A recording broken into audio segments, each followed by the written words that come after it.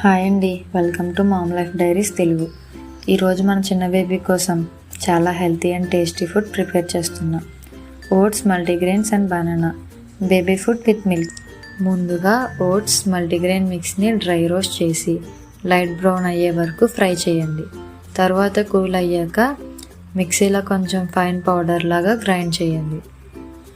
ఒక బౌల్లో 1 cup milk వేసుకొని లో ఫ్లేమ్ మీద మిల్క్ని మరిగించండి.